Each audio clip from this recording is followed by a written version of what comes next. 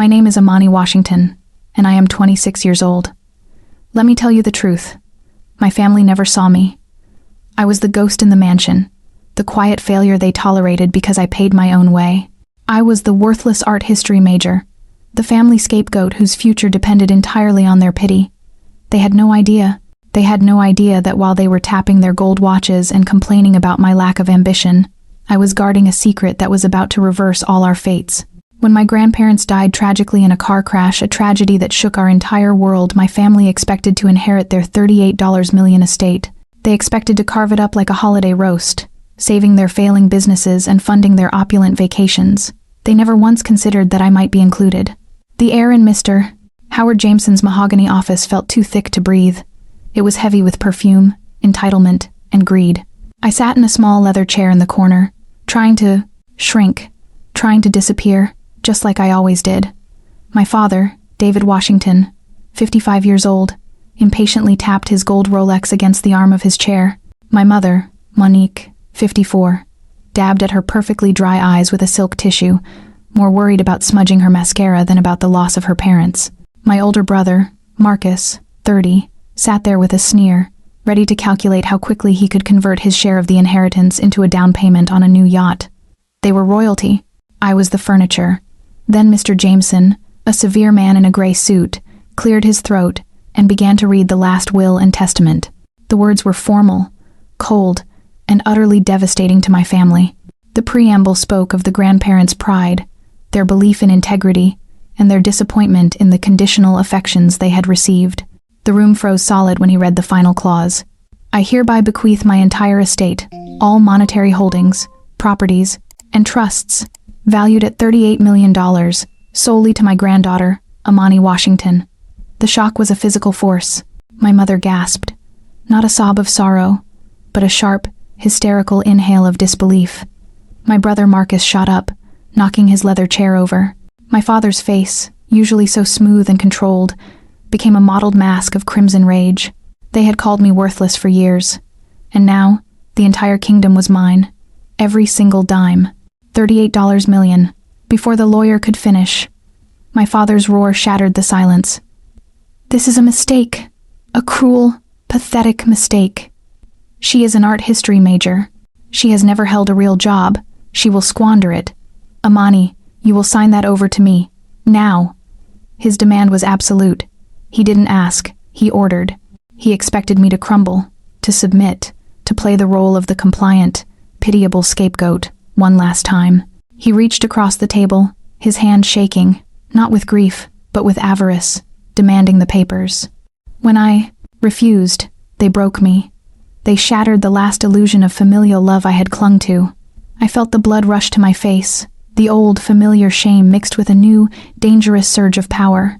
I was terrified, yes, but for the first time in my life, I held all the cards. I was the key to their entire financial future, and they were trying to bully me out of it. If you have ever felt underestimated or betrayed by the very people who should have protected you, hit that like button and subscribe, and let me know in the comments where you are watching from. This story is about what happens when the family scapegoat finally gets the keys to the kingdom. You will not believe the depths of their depravity, or the height of my revenge. The rage was building, and it was about to change the course of all our lives.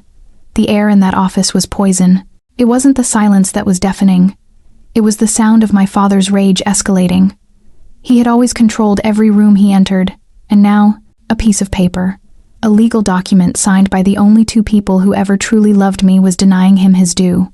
This is a joke, Amani, he spat, his voice low and vibrating with menace, his hand still outstretched, demanding the will. You don't deserve this. You've contributed nothing to this family but the shame of your useless art history degree. You are an administrative assistant. You need us to manage this. You need us to protect you from yourself. Protect me? He wanted to protect his own greed. His eyes were wide, desperate, calculating how quickly he could liquidate the $38 million to bail out his crumbling construction company. I saw the numbers flashing in his eyes. The $2 million business debt he'd been frantically trying to cover for the last 6 months. He thought I was blind, stupid, and focused only on ancient pottery. He didn't realize I'd been quietly reading the local business journals and following the court filings. You need to be responsible, darling, my mother chimed in, her voice suddenly cloyingly sweet. a performance honed over decades. Think of your father's business. Think of all the jobs he provides. This money is meant to save the family legacy, not fund your bohemian lifestyle. Sign the release, and we will take care of you. We will set up a small trust for you, say. A generous $50,000 a year. That's more than enough for a girl like you. $50,000 a year. A humiliating allowance from the fortune that was legally mine. They were offering me scraps from my own table, expecting me to be grateful. They were treating me like a child, and their condescension was a scalding wash of renewed pain and anger. I looked at my brother, Marcus. He didn't even try to hide his entitlement. He was already leaning forward, a smug, greedy smirk plastered across his face. Just be smart, Amani. I need a new investor for my real estate venture. I can turn that $38 million into $100 million in 3 years. You'll get 10%, guaranteed. It's a much better return than you'll get reading books, trust me. The audacity of it was breathtaking. They demanded ownership, offered a pittance, and then tried to recruit my fortune for their next failed scheme. They believed their existence, their financial health, was inherently more valuable than mine. I finally spoke, and the sound of my voice, usually so tentative, was cold and steady. No. The word hit them like a physical blow. No, I repeated, louder this time, enjoying the shock, the confusion, the fear in their eyes. I will not sign it over, and I don't need my fortune to save your business, Father. I think you're past saving. I leaned forward, my voice dropping to a low, dangerous register.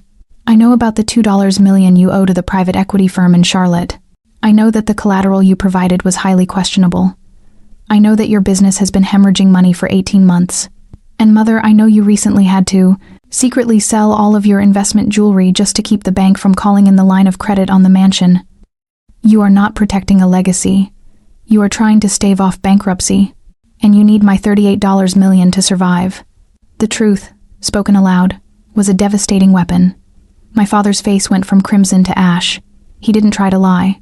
He just stared, suddenly realizing that the family scapegoat had been secretly taking inventory of all their failures. The lawyer, Mr. Jameson, watched the entire scene with detached professionalism, but even he looked faintly impressed by the depth of my knowledge. My anger was no longer timid. It was focused, informed, and deadly. They had underestimated me for the last time. The betrayal was complete, and now the reckoning had begun. The air was thick and heavy, not just with their greed, but with the dawning fear of their exposure. My father's face was a terrible mess of disbelief and mounting fury. My voice, quiet but steady, had just unzipped his facade and revealed the rotting bankruptcy underneath. "You think you're so smart, Amani?" he roared, his voice shaking the crystal water glasses on the lawyer's desk. "You eavesdrop on my business calls? You follow my paperwork? This is what you do with your time? You spy on your family? You think that gives you the right to steal the fortune that rightfully belongs to the people who raised you?" "I don't need to spy, Father," I countered, my eyes burning with the anger he had spent decades stifling. "Your failures are published in the city ledger. You are an irresponsible debtor, and the fortune is not yours. It's mine. My grandparents knew exactly what they were doing when they cut you and Marcus out. That was the final trigger." My mother, Monique, finally dropped the silk tissue and her feigned composure. Her voice became a shrieking torrent of spite. "How dare you? Your father gave you a home. We fed you. We clothed you. You would be living in a dirty dorm room right now if it weren't for our generosity. And this is how you repay us? By letting your father lose his company? You selfish, useless child." The betrayal was now complete. They weren't fighting for financial stability. They were fighting to maintain the hierarchy, the sacred order where they were the responsible adults, and I was the indebted failure. The moment I refused to comply with that narrative, I ceased to be family. My father actually lunged across the table. His hand shot out, not to grab the papers, but to strike me. He was blinded by rage, ready to physically assault his daughter in a lawyer's office for daring to say no. Mr. Jameson, bless his detached professionalism, intervened instantly, placing a firm, restraining hand on my father's shoulder. "Mr. Washington, control yourself. We are in my office," Mr. Jameson warned, his voice like cold steel. But the violence was done. The intent was clear. My father wanted to hurt me, to silence me, to physically enforce my defigant obedience. The pain of that realization was worse than any slap could have been. They were dismissed, ushered out by Mr. Jameson, leaving me alone in the quiet office. He told me to go home, pack a bag, and wait for his call. I walked back to the mansion, the house that had been my only home my entire life. I walked through the door and found a scene of total annihilation. My entire life, my books, my clothes, my thesis notes, the few treasured gifts from my grandparents, was piled in a dirty heap on the front lawn. They hadn't even waited until I was out of the county. My sister-in-law, Clara, stood on the porch with a smirk, overseeing the domestic violence. "Don't bother using the key, Amani," she called out, her voice dripping with venom. "Your things are outside where they belong. We changed the locks. You're no longer welcome in our home. Go live in a dumpster with your books. Or better yet, go find a street corner and sell whatever you can. You'd make a better prostitute than an administrative assistant." The word hit me like a physical blow, a low, vicious cut delivered by someone who had always pretended to be my friend. I stood in the driveway, surrounded by the remnants of my life. A 26-year-old millionaire, homeless, disowned, and utterly broken. The pain of the physical exile was suffocating. They had not only taken my home but had stripped me of my dignity, leaving me exposed on the street, exposed to the judgment of the entire neighborhood. But beneath the humiliation, a resolve hardened. They thought they had defeated me, sent me running in shame. They didn't realize they had just given me all the evidence I needed. They had exchanged $38 million for the chance to call me a whore and throw my life on the pavement. It was the last, most painful lesson they would ever teach me, and for that, they would pay dearly. I stood there, amidst the pathetic wreckage of my life, the scent of fresh-cut grass, and my sister-in-law's cheap, spiteful perfume heavy in the air. My clothes, my books, the entire physical record of my 26 years were a monument to their cruelty.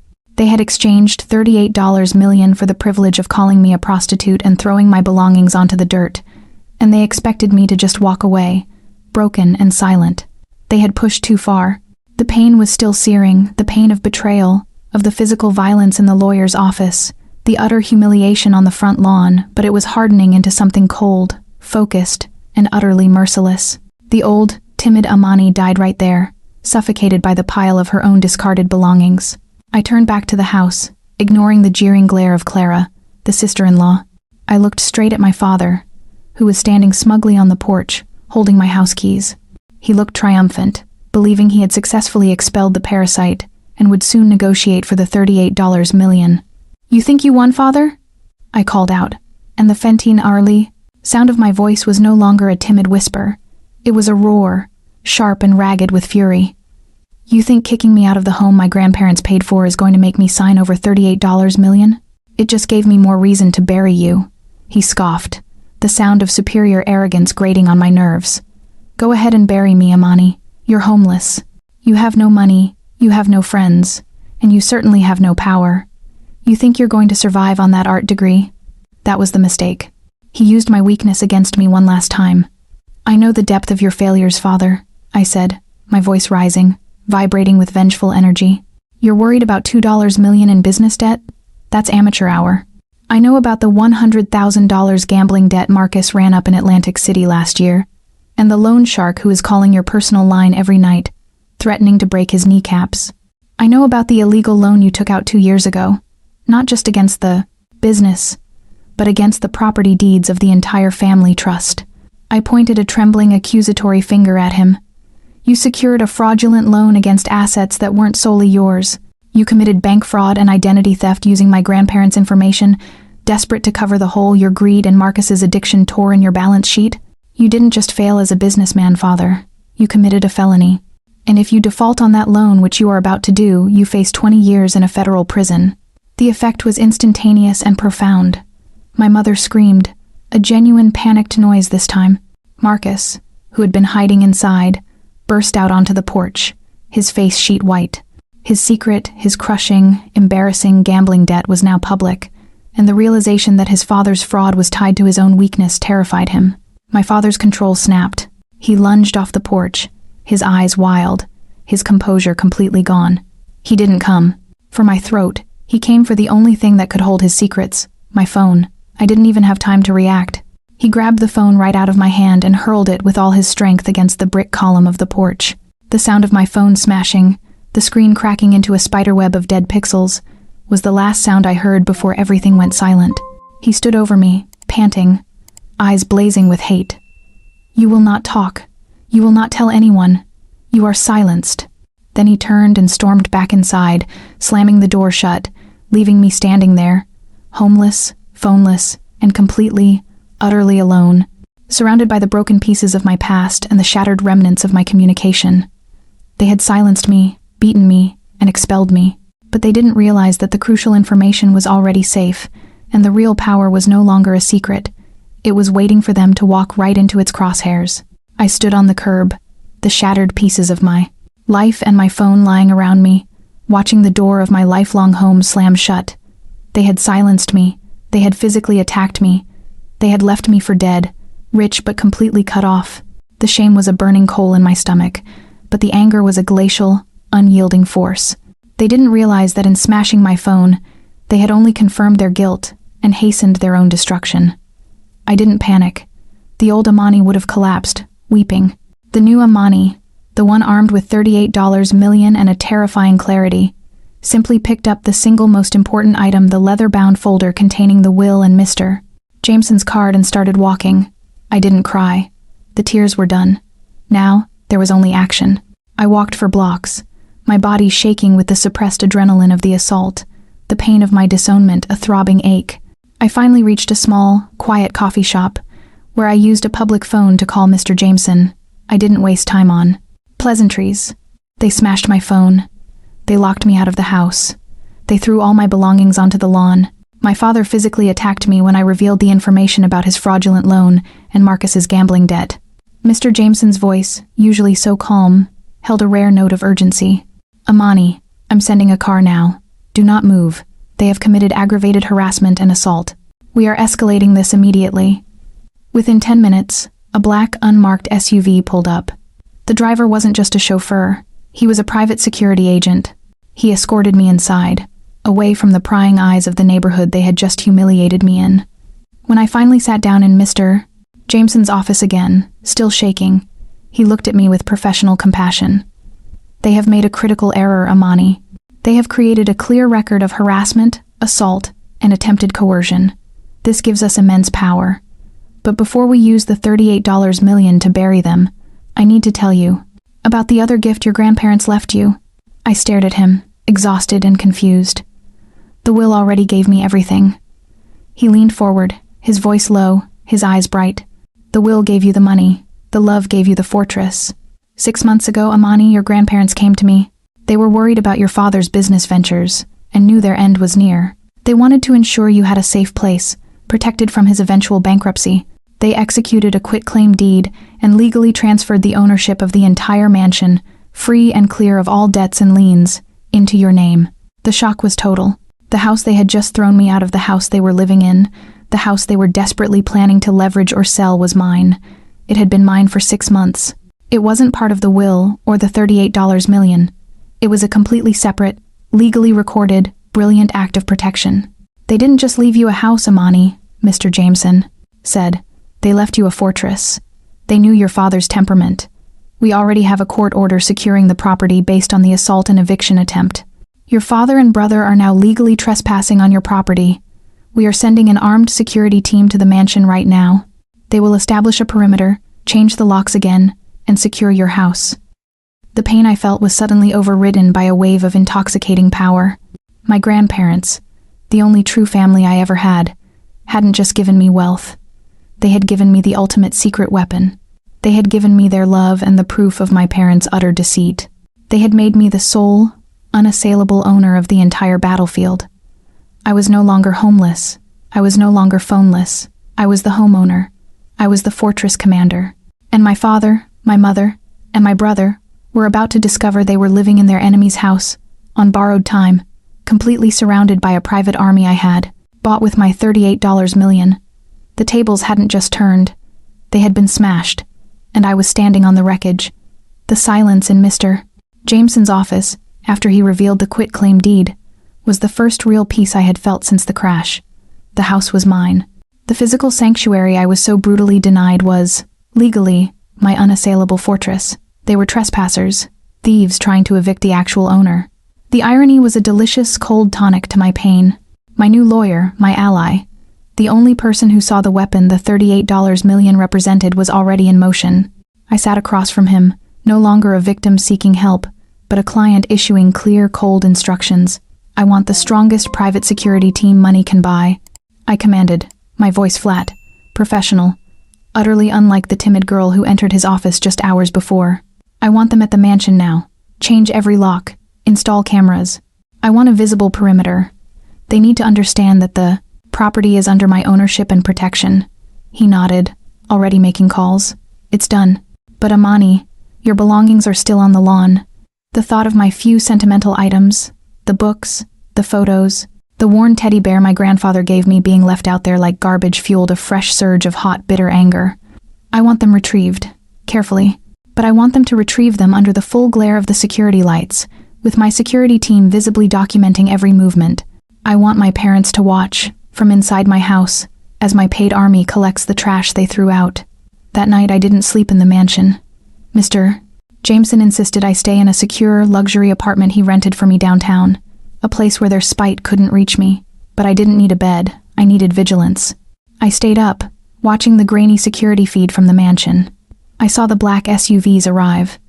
I saw the massive, imposing security guards, all dressed in black, moving with military precision.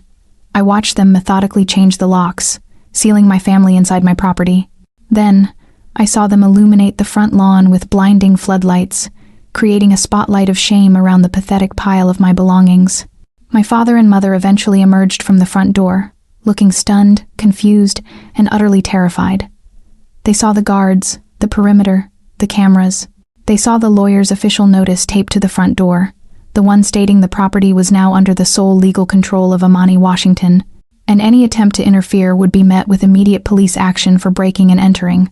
The sight of my father's face, the man who thought he controlled everything, who tried to strike me, who threw me out registering the terrifying reality that he was trapped inside my fortress, was better than any sleep. He was a prisoner in his own home, a home that was no longer his. I watched as the security team began carefully bagging my discarded belongings. My mother started screaming at one of the guards, demanding to know what was going on.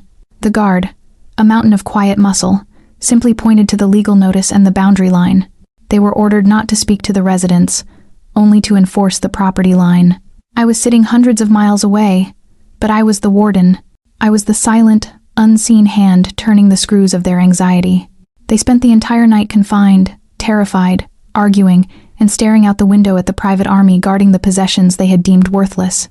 The physical pain from the assault was still a heavy ache, but the emotional pain was receding, replaced by the steely satisfaction of knowing my grandparents had given me the tool for this perfect, surgical revenge. They thought they had left me homeless and powerless. They had, instead, left me the ultimate, humiliating trap. And tomorrow morning, they were going to walk right into it, on my porch, on my property, under my total control. The reckoning was coming, and I would be ready. The next morning was the day of reckoning. I was fully prepared, fueled by sleepless rage and the cold logic of legal strategy. I hadn't gone back to the mansion, but I knew my family was still trapped inside, panicking, confined by the security team I had paid for. They were scrambling for a way out, convinced that their best strategy was to beat me to the punch. I knew their move. They would try to perform a legal eviction against me. They would show up at the house with a lawyer and a sheriff's deputy, assuming that since they had lived there for 20 years, they held possession. They would claim that the inheritance was being used to fund my harassment of them. They would try to force the situation. Mr. Jameson and I arrived at the mansion precisely at 8:50 a.m., 10 minutes before the family's inevitable, aggressive move. I stood on the porch, my hands folded, dressed in a simple, unthreatening coat, feeling the immense weight of the $38 million fortress behind me. The pain of the previous day, the slap, the shattered phone, the humiliation was a cold fire that kept my resolve steady. At 9 a.m., the procession arrived. My father drove, his face a mask of furious determination. My mother and Marcus were crammed into the car. They were followed by a beat-up sedan carrying a greasy-looking lawyer and, critically, a sheriff's deputy in a marked car. My family believed they had the law on their side. They parked on the street and surged toward the porch, stopping dead when they saw me standing there, utterly calm, and flanked by two silent, massive security guards. "Amani, get off this property!" My father roared, shoving his lawyer forward. "We have the sheriff here. We are serving you with a temporary restraining order. We are evicting you from this property immediately. You have no claim here. This house is ours." The sight of their arrogance, their utter entitlement, made the remnants of my pain flare into a searing contempt. They were trying to throw me out of the home my grandparents had given me 6 months ago. Mr. Jameson stepped forward, holding a pristine legal document. He didn't raise his voice. He spoke with the quiet authority of insurmountable legal power. "I am Howard Jameson, attorney for the sole, legal owner of this property, Mrs. Amani Washington." He addressed the sheriff's deputy directly. "Deputy, I advise you to read this. It is a legally recorded quitclaim deed, executed 6 months ago, transferring 100% of the property, free and clear, to Amani Washington. I also have the court order documenting the assault and harassment committed by Mr. David Washington yesterday, confirming our request for a perimeter. These individuals are currently trespassing on Miss Washington's property and are in violation of a restraining order." The deputy, a professional, took the document and scanned it quickly. His face, initially neutral, hardened into grim certainty. He looked at my father, then back at me. The shock on my father's face was terrifying. The house, the symbol of his status, his ultimate asset, was never his. It was the grandparents' final, protective measure. He staggered backward, his breath catching in a desperate, strangled sound. "No, that's a forgery. That's impossible. I own this house," he shrieked, looking at my mother, who had gone completely white. The deputy didn't hesitate. He took 2 steps toward my father. "Sir, the records are clear. This property is owned by Miss Washington. You are required to vacate the premises immediately. Any interference with the security team or any attempt to re-enter this property will result in your immediate arrest for aggravated trespassing." My father, the powerful businessman, the man who tried to strike me, was now utterly defeated, his legs shaking, his eyes darting between me and the uniformed deputy. The pain of my humiliation was now his 1,000-fold. He was a squatter on his daughter's property, and his attempt at a grand eviction had culminated in his absolute, public defeat. The fortress was mine, and the siege was over. The humiliation of my father was complete, but my anger needed more than public shame. It needed to be satisfied with absolute financial and legal ruin. He was a defeated man, trapped on the street outside the house he thought he owned, staring at the deputy who now saw him not as a successful businessman, but as a potential felon and a trespasser. The sheriff's deputy escorted my family to their car and watched them drive away. The quiet professionalism of the law only served to amplify the devastation of their loss. They were gone, defeated, but the battle was not over. The $38 million was secure, and the house was mine, but my father's fraud, the $2 million illegal loan, was still a ticking time bomb. I walked back into the silent mansion with Mr. Jameson and my security team. The house was now truly mine, the heavy doors closing on the nightmare of my childhood. But the anger was still a vibrant, restless energy. My father's betrayal had been so complete, so violent, that simple ownership was not enough. "Mr. Jameson," I said, walking through the foyer, looking at the grand staircase where I had been ignored for decades. "The quitclaim deed secures the house. The will secures the $38 million. But the loan he secured with my grandparents' assets, the one he's about to default on, that's going to trigger the bank fraud investigation, isn't it?" Mr. Jameson nodded grimly. "When the bank realizes the collateral he provided was legally transferred to you months ago, they will know he committed fraud. The default will expose him. And yes, the penalties for bank fraud and identity theft at that level are severe. 20 years in a federal prison is a very real possibility. The thought of my father, the man who tried to strike me and threw me out like trash, spending 2 decades in a nest prison cell, filled me with a cold, terrifying satisfaction. He had sought to destroy my future. I was now responsible for ending his freedom, but I didn't want him in prison yet. I wanted his full, humiliating surrender first. I wanted his signature on the papers that would guarantee his utter, permanent financial ruin and the destruction of the legacy he valued more than his children. "I don't want the FBI to arrest him yet," I stated, walking into the library, where my grandfather used to read to me. "I want him to pay for the $2 million he stole, and for the $100,000 in gambling debt he was trying to cover for Marcus. I want to use the threat of prison to make him surrender everything he has left." Mr. Jameson looked at me, a flicker of professional awe in his eyes. "You want to seize his company?" "I want to seize his entire life's work," I confirmed, the coldness in my voice surprising even myself. That construction company, his reputation, his assets, all of it was built on my grandparents' money. And all of it was built on lies. I want him to sign over 100% of the company and every single asset he and Marcus own. To me, I will use those assets to pay off his illegal $2 million debt, and then I will liquidate whatever is left. They will walk away with nothing but the clothes on their backs and the criminal charges hanging over their heads. The complexity of the revenge was exquisite. I wasn't just taking the money he coveted. I was forcing him to destroy his own legacy, to sign the death warrant for his company, all to stave off the immediate, humiliating consequence of a federal arrest. The pain of the past few days was fueling a vengeful machine, and its gears were turning with lethal precision. The final payment for their betrayal was now being calculated, and the price was total annihilation.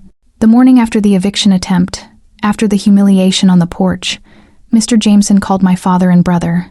The goal was not reconciliation, it was surrender. My father, desperate and terrified of the federal charges hanging over his head, had no choice but to agree to a meeting. He thought he could negotiate. He thought he could salvage something. He thought wrong. We met at a sterile, neutral conference room in Mr. Jameson's firm. I walked in first, flanked by my two largest security guards. My father, David, and my brother Marcus sat across the table, looking defeated and smelling faintly of fear. My mother, Monique, was not invited. I wanted this to be a business meeting, a cold transaction where only debt and criminality mattered. My father tried to regain his composure. He smoothed his tie, a pathetic gesture of a man trying to look powerful when he was moments away from total destruction. "Amani, this is ridiculous," he began, trying the old authoritarian voice. "We can settle this. Give me a portion of the inheritance, say, $10 million, and I will cover the business debt and the fraudulent loan.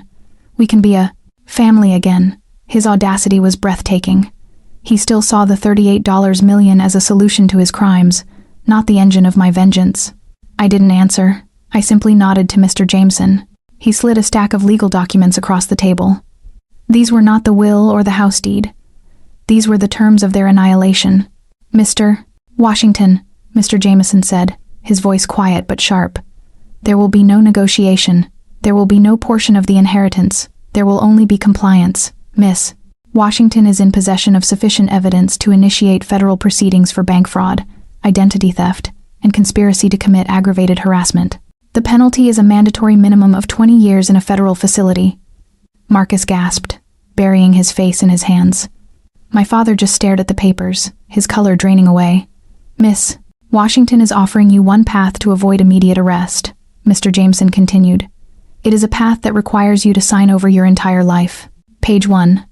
100% ownership of David Washington Construction, Incorporated, and all subsidiaries, assets, and accounts associated with the company, effective immediately."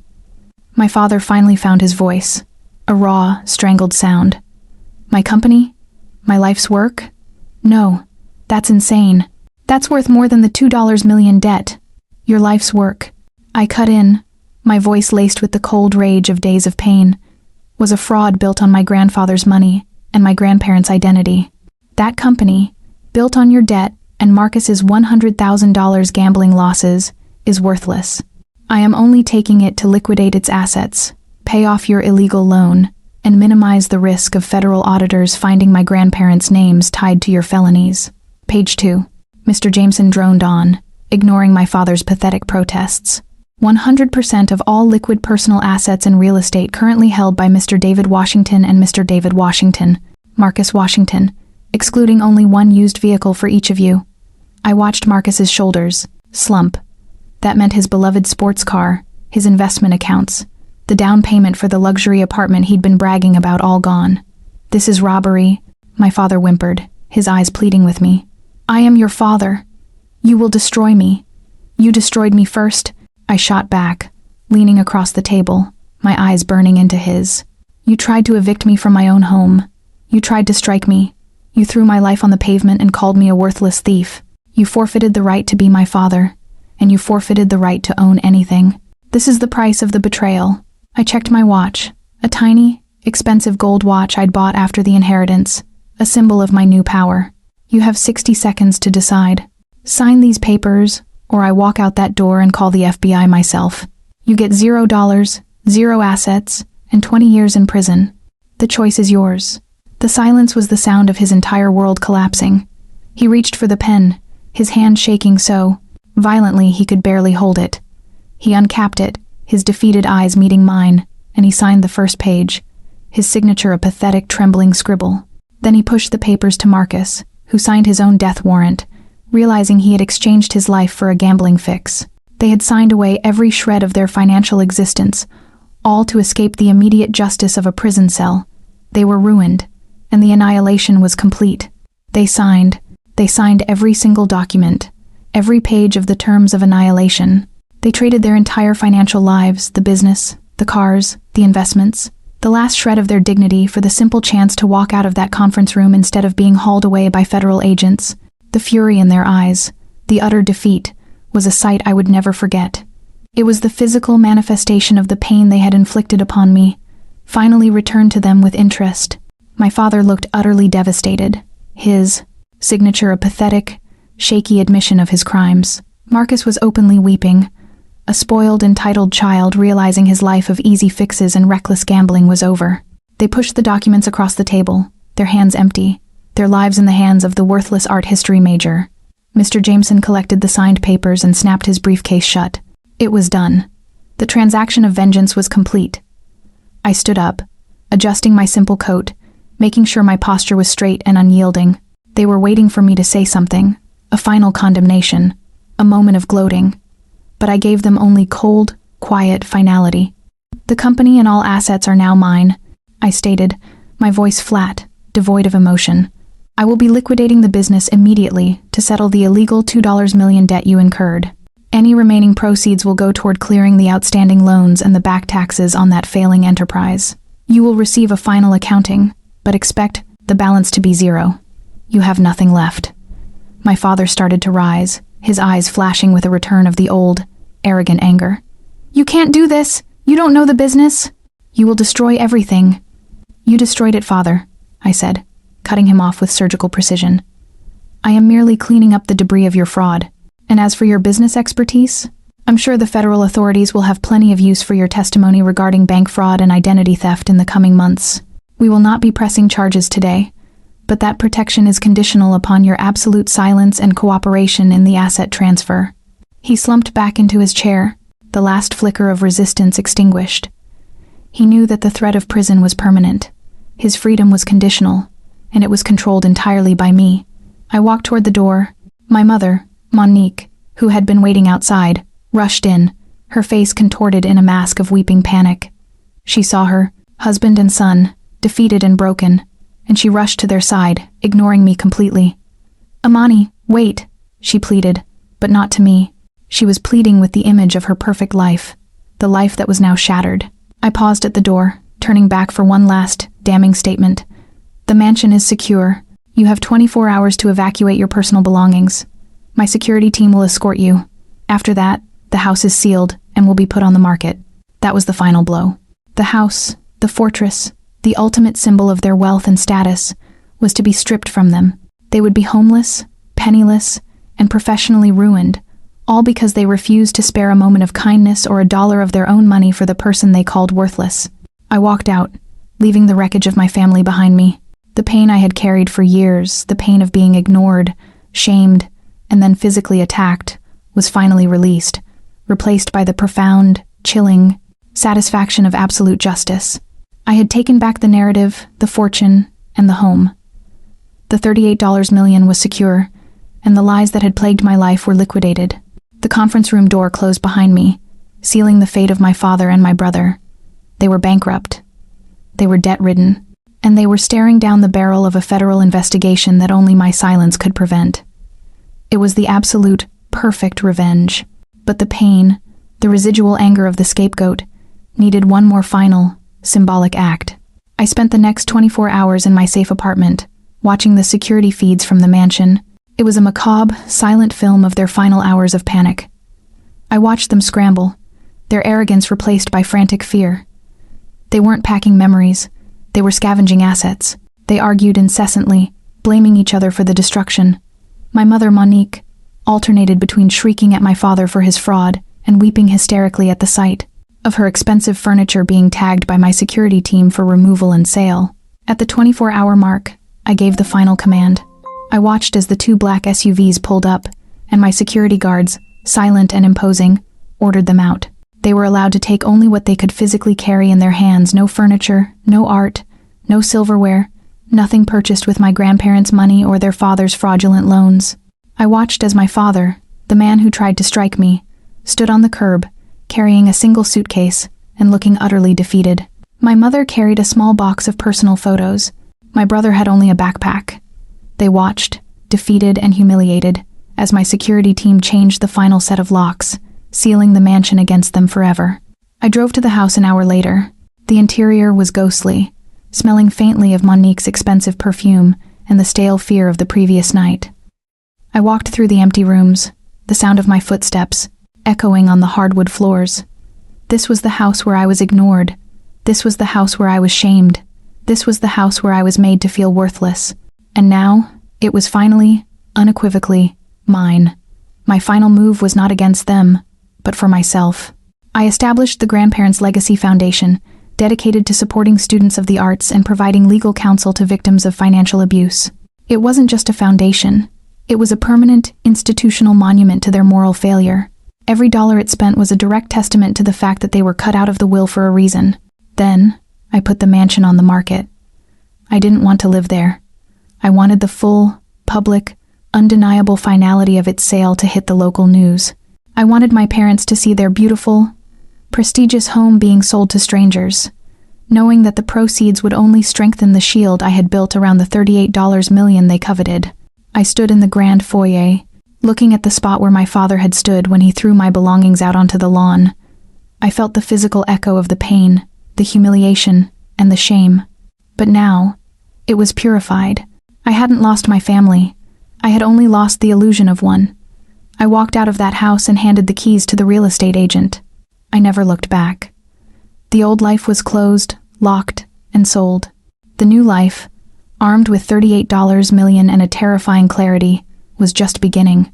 The quiet was the hardest part, the silence where their cruel laughter used to be, the absence of their demanding voices. It was the sound of my complete, unassailable victory, but it tasted bitter, like ash. The pain of the physical abuse had healed, but the emotional scars, the ones left by years of being treated as worthless, were deep and permanent. The mansion sold quickly, the money flowing into the secure foundation, bolstering the $38 million trust. Every time a news article mentioned the sale, I knew my father, mother, and brother saw it. They were forced to face the consequence of their greed every time they opened a local paper or turned on the news. They were homeless, living in a cheap, rented apartment somewhere across town, forced to work menial jobs just to survive. My father, the man who owned a successful construction company, was now working as a minimum wage laborer, hauling drywall. He called me repeatedly, the fury in his voice replaced by desperate, pathetic pleading. He begged me to release the company, to give him back his life. I never answered. His suffering was the permanent monument to his betrayal.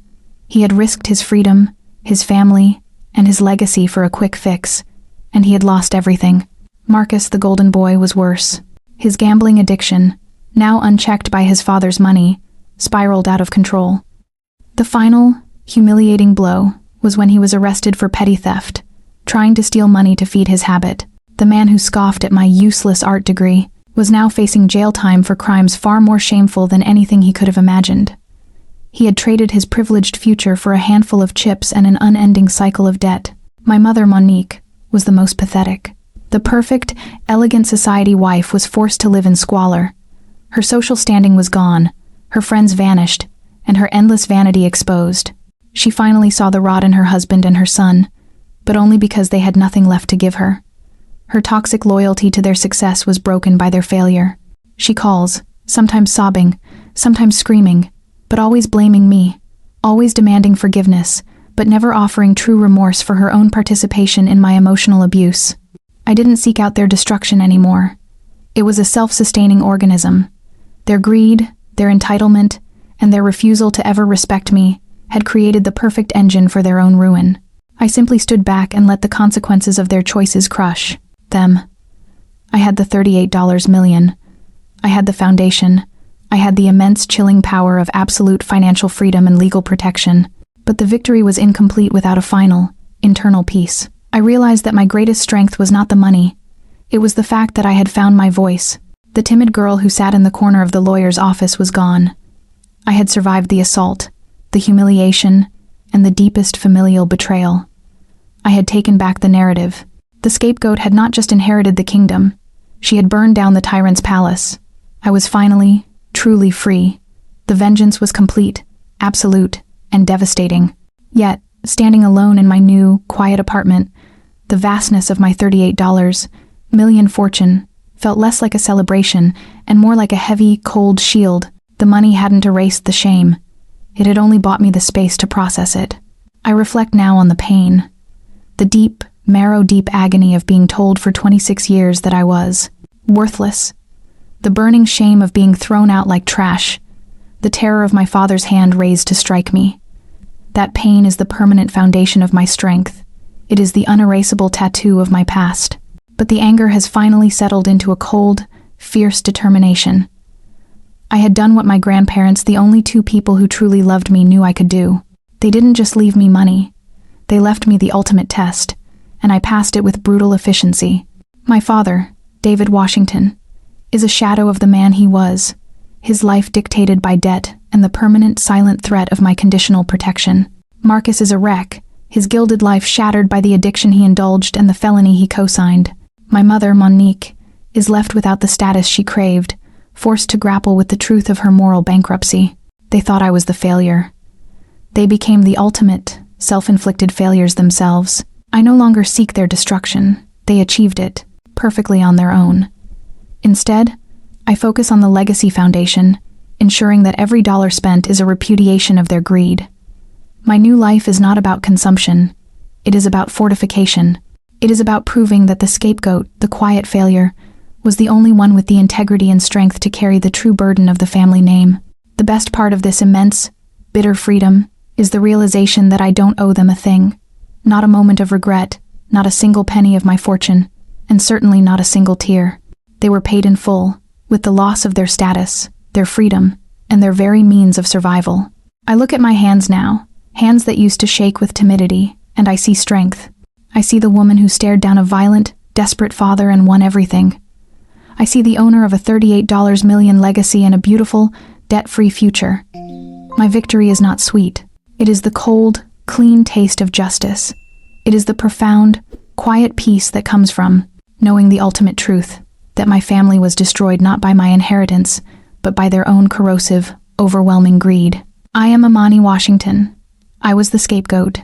And now, I am the judge, the jury, and the sole inheritor of the kingdom. And I am finally, fiercely free.